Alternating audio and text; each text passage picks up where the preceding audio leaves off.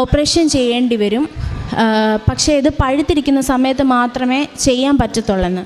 പക്ഷേ ശനി ഞായർ ദിവസങ്ങളിലാണ് എല്ലാ മാസത്തിലും വരുന്നത് കാരണം കുഞ്ഞിന് അങ്ങനെ സർജറിയുടെ കാര്യം ഒന്നും തീരുമാനിക്കാനിടയായില്ല. മാതാവിനോട് പ്രാർത്ഥിച്ചു, ഉപ്പ് വെച്ച് ആ പഴുത്ത് വരുന്ന ഭാഗത്ത് ഉപ്പ് വെച്ച് പ്രാർത്ഥിച്ചു.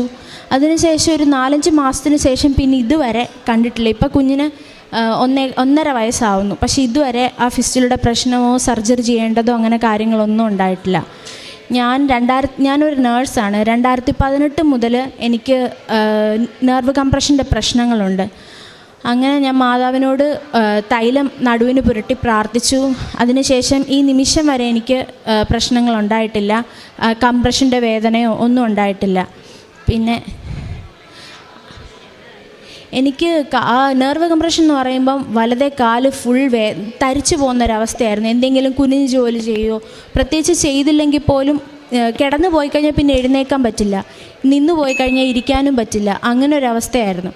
അങ്ങനെയാണ് ഞാൻ കണ്ണുനീരോട് മാതാവിനോട് പ്രാർത്ഥിച്ചു. എന്നെ വല്ലാതെ അലട്ടിയിരുന്ന പ്രശ്നമായിരുന്നു. ഇപ്പം ബസ്സിൽ പോകുന്ന സമയത്താണെങ്കിൽ കുറേ നേരം ഇരുന്ന് കഴിഞ്ഞ് കഴിഞ്ഞാൽ പിന്നെ ബസ്സിൽ നിന്ന് ഇറങ്ങാൻ പറ്റാത്ത അവസ്ഥയാവും.